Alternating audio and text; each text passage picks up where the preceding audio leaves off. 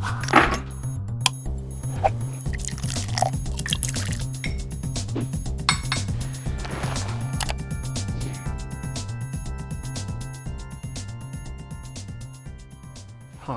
my name is Will Grant and I am the BBC correspondent for Mexico, Central America and the Caribbean. I am also the author of Populista, the rise of the Latin American 21st century strongman. That is the hardback version, and this is the just out this week paperback version. It is essentially a book about the last 20 or so years of Latin American politics and the oversized political figures who arose in that time in the region, many of them from the left, what was known as the pink tide of populism in Latin America. But I thought it might be useful to first begin by explaining how I got into this part of the world. I'm speaking to you from Mexico City, a city I greatly love and where I live with my family.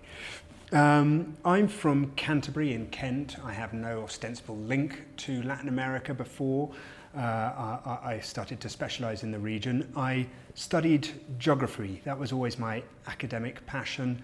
I studied geography at Edinburgh University's Department of Geography, and it was there that I first made my steps into Latin America. There are terrific links between Edinburgh University's Geography Department and the University of the West Indies in Belize, and I made the most of those links and that relationship to do my undergraduate thesis in Belize.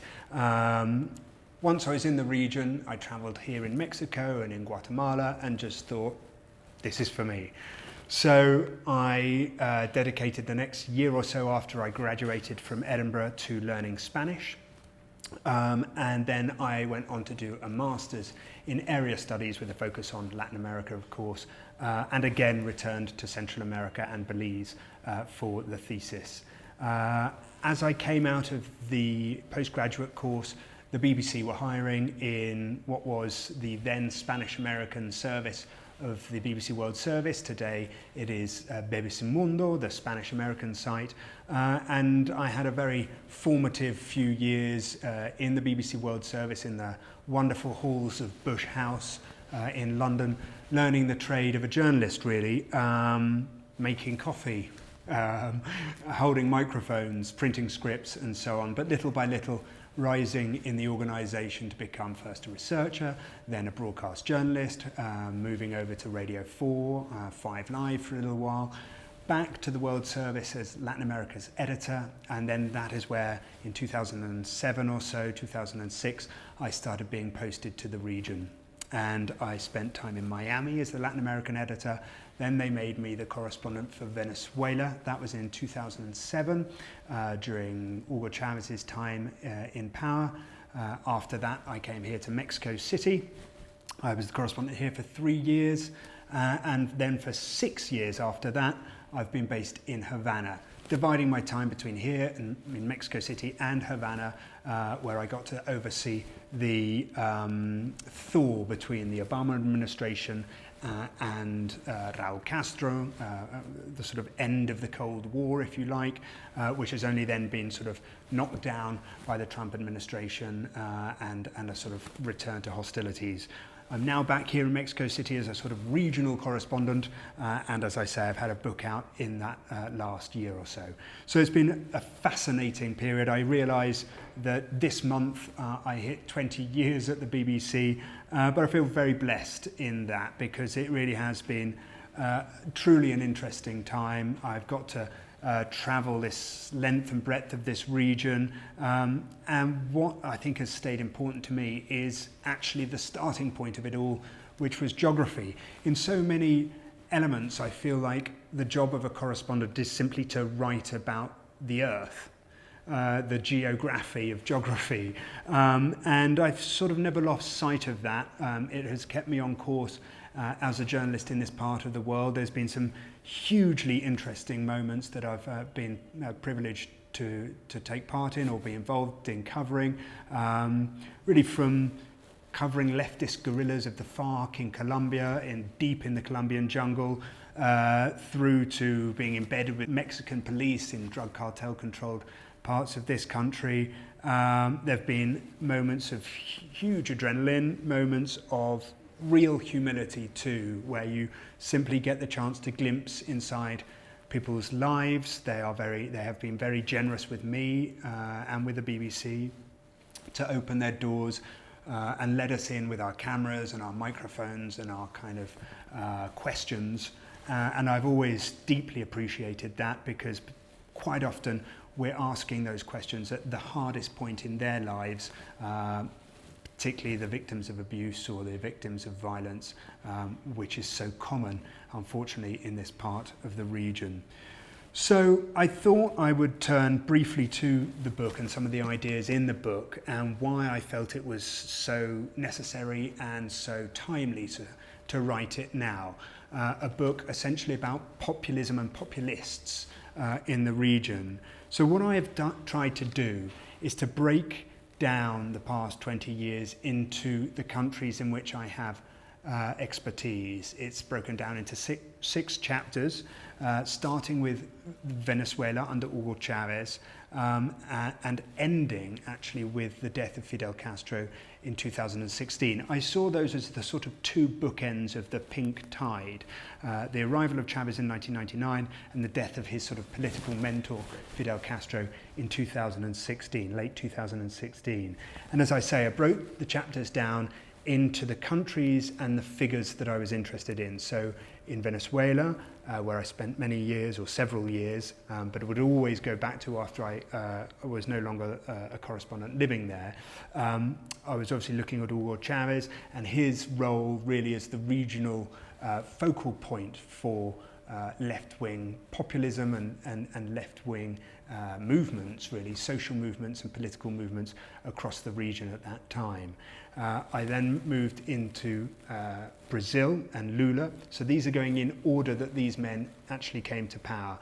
Lula was next, and I was lucky enough to speak to Lula in prison. He was prisoned for a year and a half on corruption charges, and he obviously was a complete focal point for the left and the poorest in Brazil. He managed to really rebuild a lot of the Brazilian social support network with a program called Bolsa Familia, and that when eventually his opponents in Congress and the right turned their cannons on him over corruption scandals, he ended up in prison. I was lucky enough, I'd met him before very briefly, but to be able to sit down with him in prison, talk to him for 2 full hours and get a really strong snapshot of how he saw his life, his movement.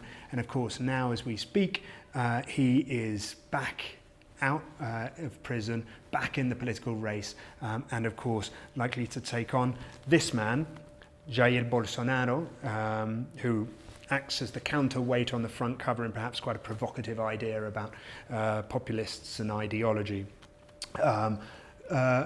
And it's very, very likely that Lula will perform well in the upcoming election. He's expected to win in 2022. We'll have to see how that plays out. Next came Bolivia and Evo Morales, the first indigenous leader of modern Bolivia, really rewrote decades and centuries really of institutional racism in Bolivia, an extremely important character in what was this swing to the left in Latin America. Very closely aligned with Chavez, no doubt about it at all, but also I think, and I tried to make this argument in the book, that it was very Andean in its nature. It was a social movement that came from the coca growers of Bolivia, it came from the miners, it came from the poorest, and was truly an important moment in the redressing of the balance in Latin America. Evo Morales was briefly ousted, we could say. He resigned at the request of the military after a contested election. He came here to Mexico City. I caught up with him during that time and described that in the book. But he again is now back in the political scene in Bolivia, albeit not as a candidate, but perhaps as an important figure behind the current president. Next was Ecuador's president, Rafael Correa, a different kind of a character to the others mentioned so far, in that he came from a little more wealth. He was an economist and an academic, but again, extremely important in terms of rebuilding relationships with multinational energy firms, redrawing the agreements with them, redrawing the relationship with Washington, a lot more of a hostile relationship with Washington. And again, I managed to speak to him. He is in essentially self-imposed exile. He's facing charges in Ecuador, so now lives in his wife's homeland, which is Belgium, and I spent several hours in his company in Belgium. Then we moved to Nicaragua, and that was the return of Daniel Ortega. Daniel Ortega, of course, had been such an important Cold War figure, had knocked down the Somoza dictatorship in the 1960s and 70s. He led the Sandinista movement, was president through until 1990 during a very, very difficult period of war, civil war with the Contras and the right-wing backed militias backed by Washington and the CIA, and then was removed from power, was beaten in a democratic election and didn't make it back until 2006. And from that moment onwards, we've seen him really strengthen his control over the institutions of power and of the state in Nicaragua, to the point now that you may have seen the headlines where for the upcoming election in November, he has arrested numerous candidates. He has clamped down on all manner of people, be they academics, vocal critics, journalists, student leaders, all sorts of people, through a very, very controversial treason law. And I felt he was an extremely important figure within this wave, if you like, of left-wing autocrats or left-wing populists in Latin America. And then I decided to end on Cuba and Fidel Castro, not because Cuba was necessarily, or Castro was necessarily part of the pink wave, i.e. the left and Fidel Castro's role predates Hugo Chavez by many decades, several decades, came to power in 1959. But I felt he really was the elder statesman of the group, that you can't really talk about Latin America and the left without talking about Cuba and without talking about Fidel Castro. And of course, there is a personal reason too. I was based there for so long. I'd seen this great moment of thaw, this sense of possibility in Cuba, and then I'd seen it dashed. And that was a story that I wanted to tell, as well as Fidel's sort of role behind the scenes in directioning and funneling perhaps some of the thinking of those other leaders, particularly Hugo Chavez, for whom he saw as a pupil, as a son, in fact. So that leads me, having laid out the 6 characters that I chose to speak about in the book, what really can we understand about the characteristics of the populist within those men and more broadly within Latin America? And I started to break it down into different things that I noticed as I was living in those countries, working in them and talking to the protagonists. One that really stands out is a line that Hugo Chavez said, which was, "Yo soy el pueblo, carajo." He said, "I am the people." The exact line was, "I demand absolute loyalty, not because I'm me, not because I'm an individual, but because I am a people, damn it." And that was a paraphrasing of a line from a different popular leader in Colombia who was assassinated in 1948. But that paraphrasing, the use of this concept that I am the people, was extremely powerful, and to me underpinned not just Hugo Chavez's entire concept, but that of a lot of the social movements and political movements that we saw on the left during that period of the first decade and a half of the 21st century. I am the people and the people are me. Ergo, you can't vote for anybody else. You shouldn't vote for anybody else because you'd be voting against the people. Now, Chavez used this extensively. Of course, he changed the laws in order to be able to remain in power indefinitely. The Cuban Revolution, of course, uses this to a great extent in all of its iconography, in its writing, in its work. We had our revolution, we took power, the people are in power, so anything you do to criticize that or against that is against the people themselves. It is a very, very powerful message, and as I say, one that I've seen used over and over and over in recent years in this part of the region. It should be underscored just by the left, not exclusively by the left at all.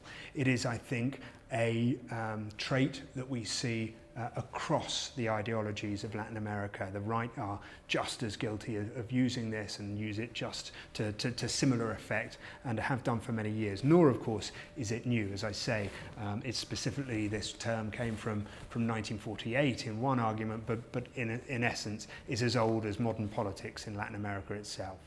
The other thing that is very clear in Latin American politics today is religion, or the use of sort of pseudo-religion, the creation of the leader as some kind of deity or saint. Certainly we saw that with Hugo Chavez. I remember, for example, after Hugo Chavez died, his supporters were giving out at his funeral, or rather as he was lying in state, they were giving out copies of a sort of version of the Lord's Prayer, where the words had been changed to say, instead of "Our Father," it was "Our Chavez, who art in heaven, hallowed be thy name." And they changed the words. It was an extraordinary use of this deification of the leader, and something, of course, that they had been doing for a long time, and Chavez himself had been doing while he was in power. I mention that now as well, of course, because one of the headlines this very week was that Jair Bolsonaro, the extreme right-wing president of Brazil, just used the words that only God will remove him from power. So the more that this relationship between God and the leader can be kind of strengthened, the better in terms of the view of the populist. The more that they can make it seem like they are doing God's work, that they've been bestowed upon to do this by God, that they are doing God's will. They are essentially performing God's work on earth. The more powerful that becomes to a sort of audience, a specific audience in the Latin American electorate. Those religious tropes, in fact, specifically with Chavez, I described him in the book as televangelist in chief, and I do think the evangelical element is now crucial in Latin America. The Catholic Church is still very important. We should never lose sight of that. But the evangelical, the Pentecostal churches in Latin America are the ones that are growing at an exponential rate. Again, this is also something we can see in Daniel Ortega. When he returned to power in 2006, he underwent a sort of born-again process. Gone were the olive green fatigues and the thick TV glasses, TV screen glasses, and out came the white collarless shirts to give him the sort of image of a pastor rather than a guerrilla, and he started talking about God in a very, very different way. Specifically, he made a pact with a long-standing enemy of his, the cardinal of the former Archbishop of Managua, Cardinal Obando Ibarao, who gave him his backing in the election in 2006 in exchange for draconian measures on abortion, making abortion illegal in all cases, including where the mother's life is at risk. So, all very interesting, to me absolutely crucial to the creation of the populist persona in Latin America. And persona, really that is perhaps arguably what it all comes down to. That cult of personality, that sense in which everything is seen through the lens of the leader. Everything must pass through the leader, really, in order to be executed, to happen. I remember vividly that Hugo Chavez, who of course, if you remember, would carry out long television programs called A lo Presidente and make policy decisions on the hoof, live on television. After he'd do this, we would turn to the ministers, we would turn to the people in the ministries, the functionaries and the civil servants and say, well, what did the president mean by this? How is this going to work? And you would quite often be greeted with a sort of sense of, look, we don't know yet, but basically what he said, that's what's going to happen. And that was extraordinary. And again, something that is happening not just here in Latin America, is increasingly common across the world, one could argue, but this sense in which the leader is the only conduit through which decisions are made. The PT, the Workers' Party in Brazil, really did become the Lula party by the end. And I do talk about Lula with care, because I do think that he needs to be differentiated from some of the others in terms of his responsibility, the sense of seriousness that he showed perhaps, whereas others didn't so quite so much. What do I mean by that? Well, basically, at the end of his second term of office, still knocking on the door of 85 to 90% approval ratings, he still didn't change the constitution to stay in power for a third term. He said, no, I got my 2 terms, that is correct. Hugo Chavez, Daniel Ortega, many others have changed and twisted the constitutions in their countries in order that they and only they can stay in power. Others who didn't get a chance to do that, for example, Rafael Correa in Ecuador, certainly wanted to. And only accepted that they couldn't when the sort of constitutional courts prevented them from doing so. So I do think Lula showed a lot more sort of social democracy perhaps than some of the other figures in the book or currently at play in Latin America. But I do think, these are elements that have been so interesting about this movement, in that the constitution is really there for the whim of the president. It can be changed at his behest, particularly when they arrive on such a wave of support. They completely occupy the legislature and then say these changes are to be made, and they're made essentially on his orders. And finally, I think in that point, it's worth stressing one that I made a little earlier, that populism isn't in and of itself ideological. It is not about the left. I wrote about the left because the figures that emerged during that first 15 years was an important swing to the left. But they came from a reaction to the military dictatorships and the Washington craven civilian governments, conservative civilian governments of the 1970s and 80s in terms of the dictatorships, and once they fell, these civilian governments who were basically at Washington's whim, the Washington Consensus, all very, very right-wing, all carrying out neoliberal and structural reforms to the economies. And I think Hugo Chavez was the first that broke through, essentially to break through that and start redressing the balance in Latin America. That then created this swing. Other countries followed, as I've described.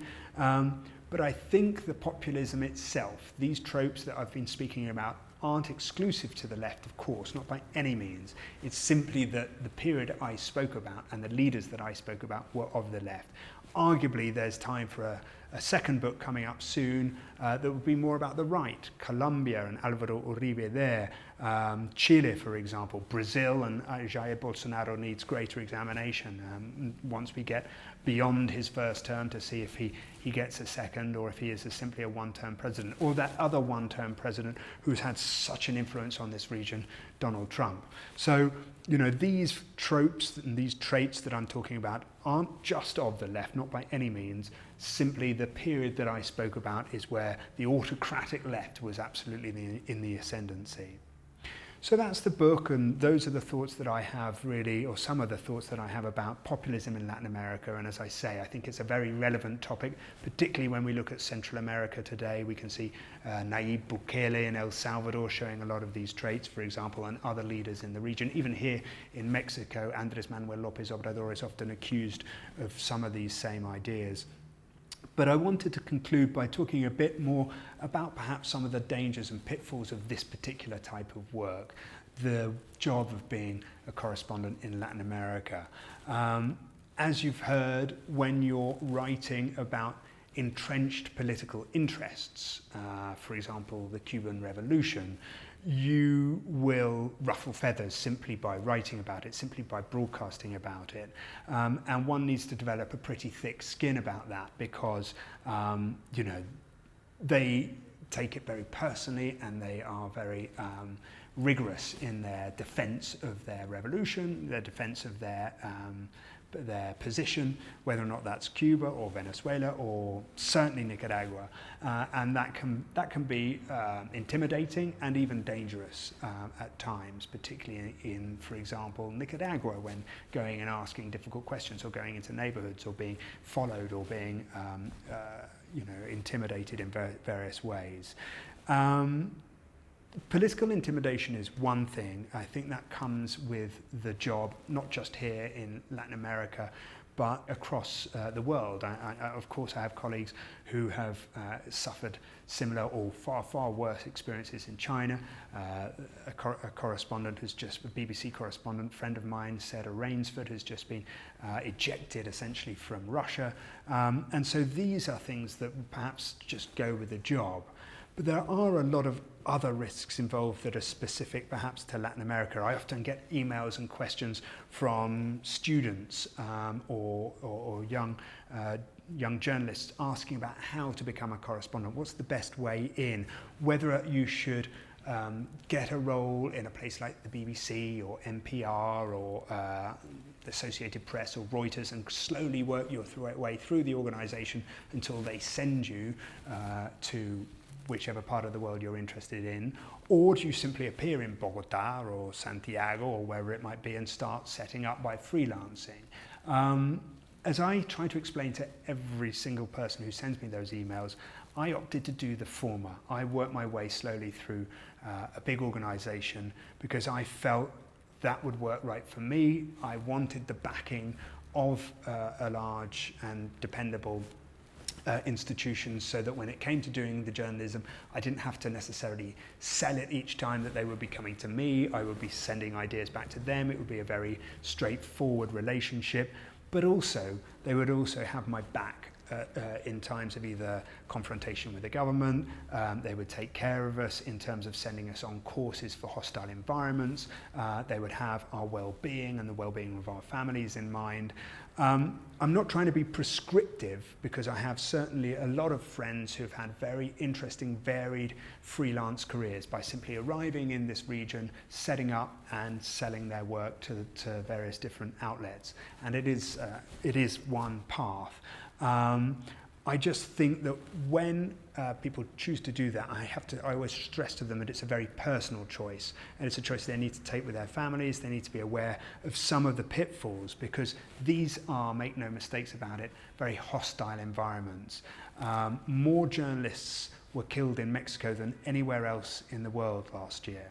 That is, you know, a shocking thought and a shocking figure, but it is certainly true. So far, international journalists have been relatively unscathed,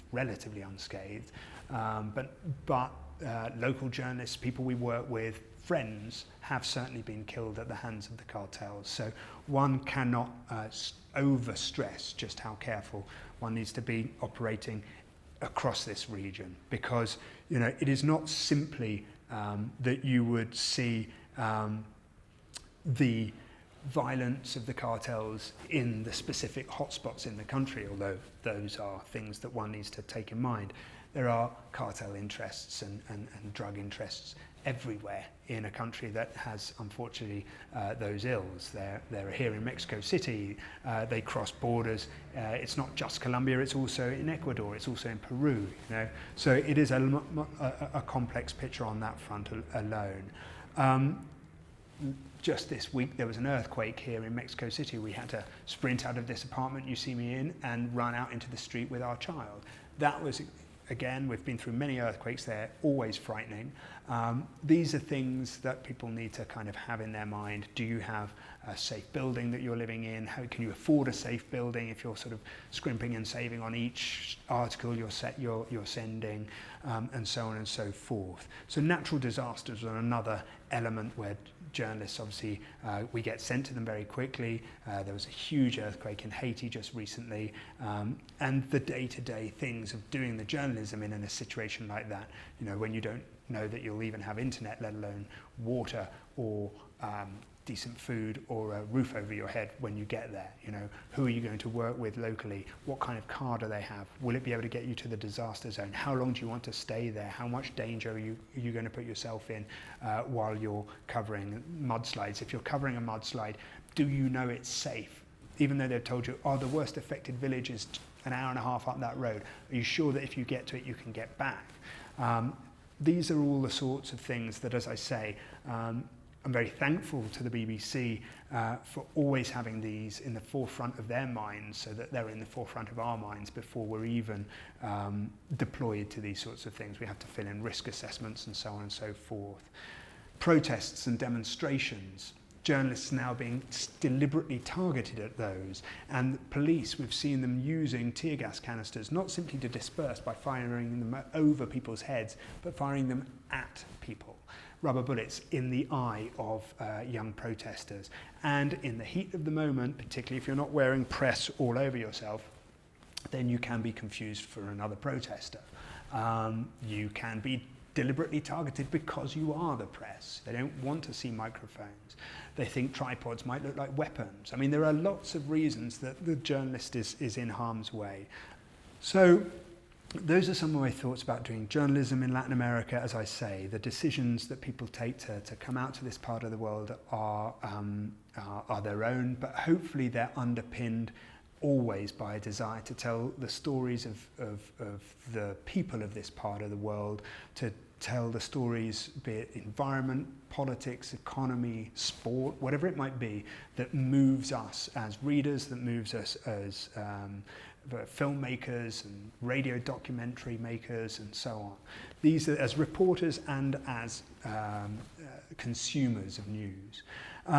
And so I think the current shape of Latin America and politics is quite worrying in those terms. You know, we've talked about populists, and I think there are a lot of more populist trends rearing their heads, presidents who quite clearly see themselves in some kind of autocratic role, and that is worrying.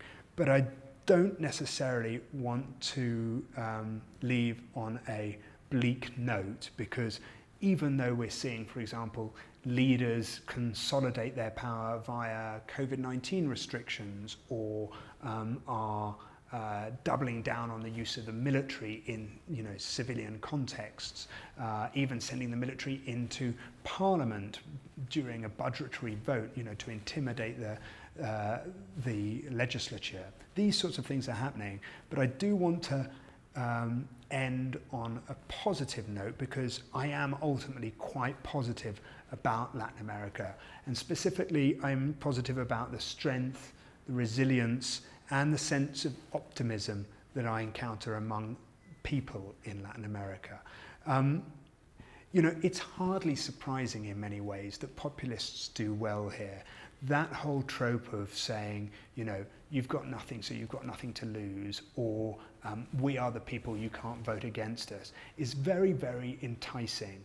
And it's been used to powerful effect alongside arguments that everything that went before has been terrible, everybody who went before is corrupt, I am the person who's going to change all this. I am the broom with which we're going to sweep away the past.